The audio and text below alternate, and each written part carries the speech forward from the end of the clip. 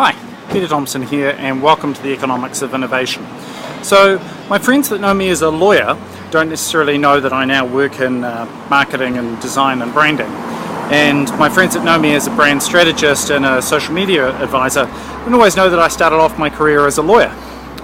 What's interesting about the overlap between those two worlds is in both of them a company doesn't exist.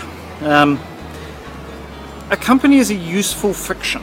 So as a lawyer, we learn that there was a time before companies existed, and there have always been ways for people to organize themselves into groups. But the idea of a company as a discrete legal entity that kind of has its own existence was invented in America around the time that the railways were first being laid, and they needed a legal kind of structure that would reflect that. And of course, it's a very useful fiction. But ultimately, even legally, it is still a fiction. In a branding and strategy perspective, the company also doesn't exist, and this is where it gets really interesting, is it's a useful shortcut. So for me, in terms of building a brand, they talk about, even in trademark law, they talk about a trademark as being an indicator of the goods of a particular trader as being distinct from those of another trader. So if you buy one brand of breakfast cereal, the theory was that it told you that it was from a different supplier than another brand of breakfast cereal. Now, of course, these days we know that the chances are, even with multiple brands, that they all came from the same supplier or manufacturer of breakfast cereal. So even that usage of the word brand has been eroded. But we still have this idea, particularly in marketing, that a company exists, that we're building a brand and we're marketing the company.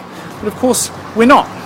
A company really is just a group of people that come together to do something for either a long time or a short period of time, and it allows people to come and go, but the brand and the reputation to kind of live on.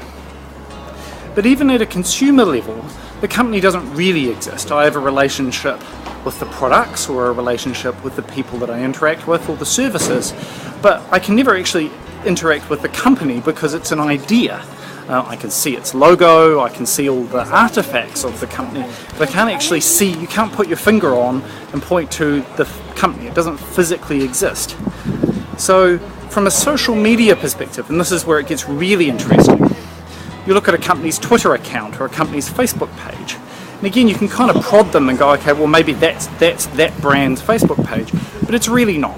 It's run by an intern or a PR agency, or hopefully by some people within the company that really care about their customers and care about their community. But the fact is that whoever's running that Facebook page, they're not the company, they're people. And I think that's what's really interesting, whether it's in law or in trademark and branding or in social media. The fact is, a company doesn't exist, but people do.